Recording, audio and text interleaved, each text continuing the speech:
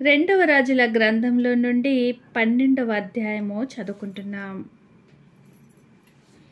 యేహూ ఏలుబడిలో 7వ సంవత్సరమందు యోవాషు ఏలనారంభించి యెరూషలేములో 40 సంవత్సరములు ఏలెను. అతని తల్లి బెహెర్షెబ సంబంధురాలైన జిబ్యా. కుమారుడైన యెహోయాదా తనకు బుద్ధి నేర్పువాడై ఉండు దినములన్నిటిలో యోవాషు యెహోవా దృష్టికి అనుకూలముగానే ప్రవర్తించెను. అయితే ఉన్నత స్థలములు కొట్టివేయబడక నిలిచెను. జనులు ఇంకను ఉన్నత స్థలముల యందు బలులు అర్పించుచు ధూపము వేయుచు నుండిరి. యోవాషు యాజకులను పిలిపించి యెహోవా మందిరములోనికి తేబడు ప్రతిష్ఠిత వస్తువుల విలువను అనగా జనసంఖ్య దాఖలా చేయబడిన జనులు తెచ్చిన ద్రవ్యమును వంతు చొప్పున ప్రతి మనిషికి నిర్ణయమైన ద్రవ్యమును స్వేచ్ఛ చేత నెవరైనను యెహోవా మందిరములోనికి తెచ్చిన ద్రవ్యమును యాజకులలో ఒక్కొక్కడు తనకు నెలవైన వారి యొద్ద తీసుకొని మందిరము ఎచ్చటచ్చట శిథిలమై ఉన్నదో అచ్చట నెల్ల దానిని బాగు చేయింపవలెనని ఆజ్ఞ ఇచ్చెను. అయితే యోవాషు ఏలుబడిలో 23వ సంవత్సరం వరకును యాజకులు మరియు మందిరం యొక్క శిథిలమైన స్థలములను బాగు చేయకయే యుండిరి. గనుక యోవాషు యాజకుడైన యెహోయాదాను మిగిలిన యాజకులను పిలిపించి, మందిరములో శిథిలమైన స్థలములను మీరెందుకు బాగు చేయకపోతిరి? ఇకను మీ నెలవైన వారి యొద్ద ద్రవ్యము తీసుకొనక మందిరములో శిథిలమైన స్థలములను బాగు చేయుటకై మీరు అంతకు ముందు తీసుకొనిన దాన్ని నప్పగించుడని ఆజ్ఞ ఇచ్చిండెను. కాబట్టి యాజకుడు, మందిరములో శిథిలమైన స్థలములను బాగు చేయుట మా వశము లేదు గనుక జనుల యొద్ద ద్రవ్యము ఇంకా తీసుకొనమని చెప్పిరి.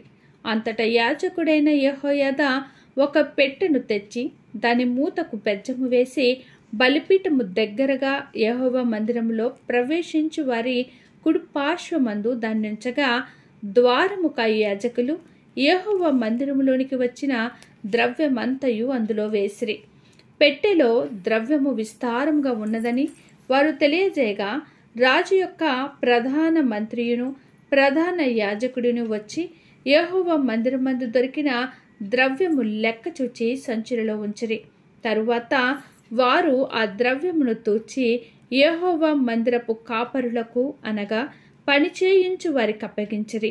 వీరు యెహోవా మందిరమందు పనిచేసిన కంసాలులకును శిల్పకారులకును కాసే పని వారికిని రాతి పని వారికిని యెహోవా మందిరమందు శిథిలమైన స్థలములను బాగు చేయుటకు మ్రానులనేమి చెక్కబడిన రాళ్లనేమి కొనుటకును మందిరము బాగు చేయుటలో ఆయన ఖర్చు అంతటికిని ఆ ద్రవ్యము ఇచ్చుచూ వచ్చిరి.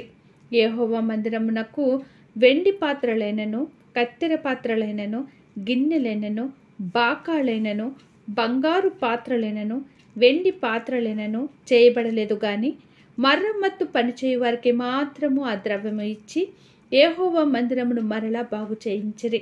మరియు పనివారికిచ్చుటకై ఆ ద్రవ్యము అప్పగింత పెట్టుకొనిన వారు నమ్మకస్తులని వారి చేత లెక్క అడగలేదు. అపరాధ పరిహారార్థ బలుల వలనను పాప పరిహారార్థ బలుల వలనను దొరికిన సొమ్ము యెహోవా మందిరములోనికి తేబడలేదు. అది యాజకుల దాయను.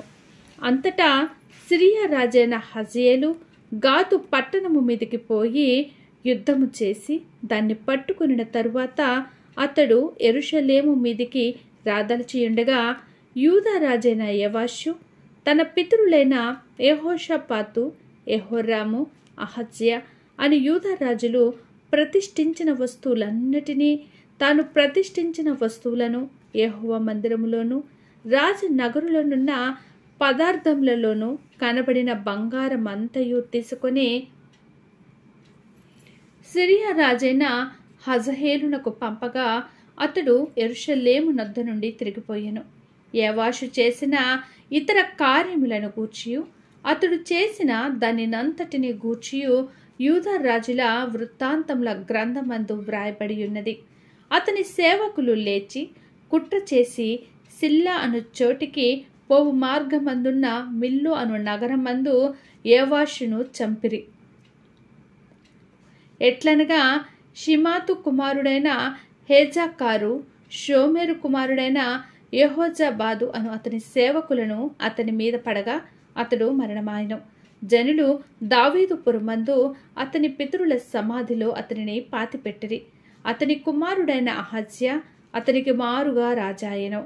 దేవుడు ఈ 12వ అధ్యాయమును దీవించునుగాక. ఆమేన్. 2వ రాజుల గ్రంథంలో నుండి 13వ అధ్యాయము చదువుకుంటున్నాం.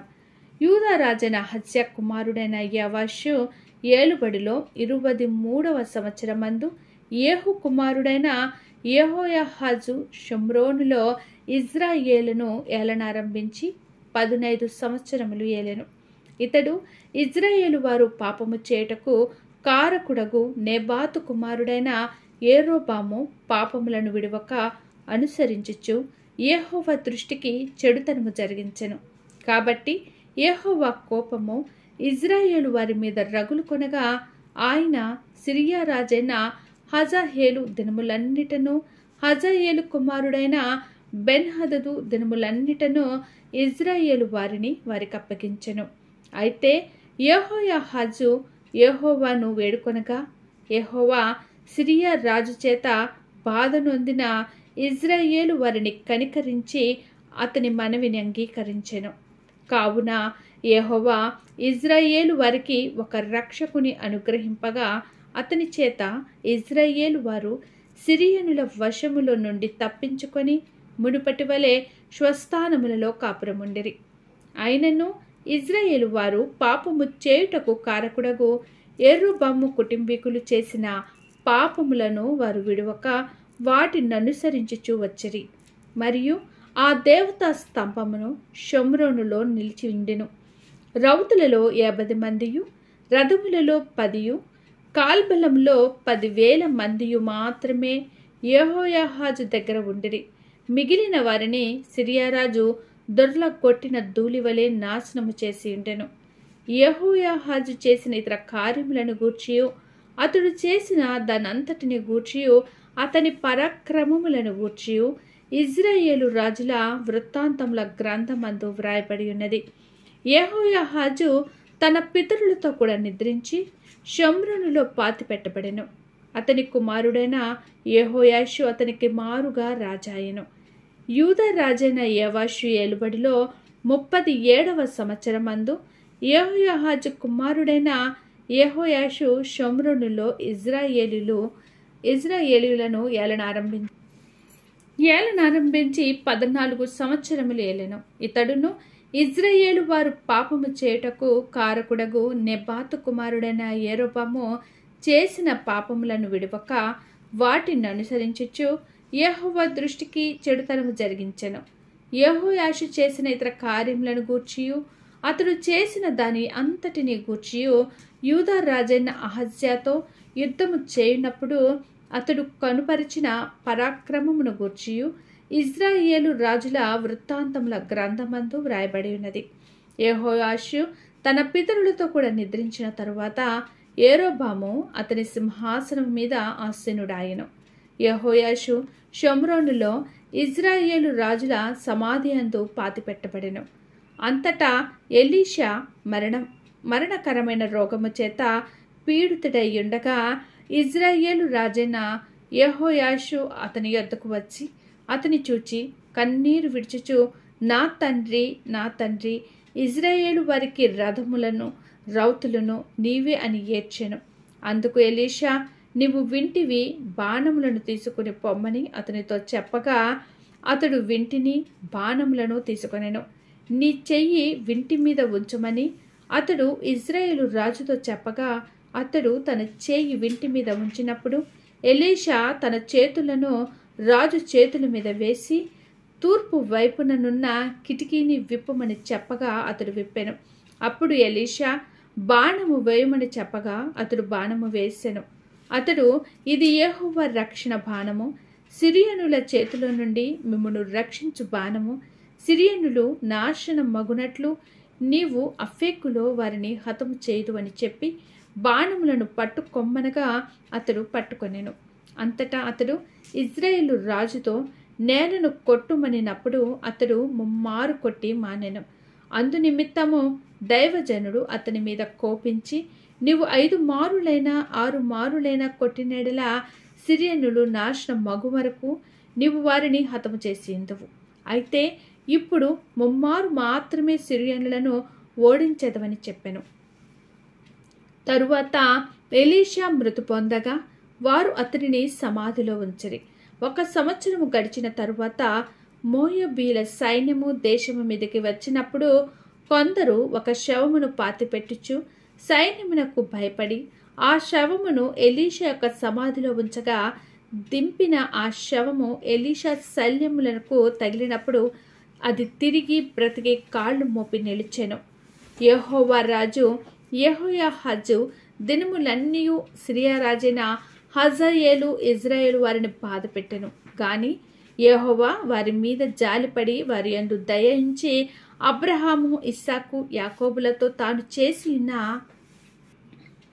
నిబంధనను బట్టి వారి యందు లక్ష్యము నిలిపి వారిని నాశనం చేయనొల్లక ఇప్పటికిని తన సముఖంలో నుండి వారిని వెళ్ళగొట్టకయుండెను.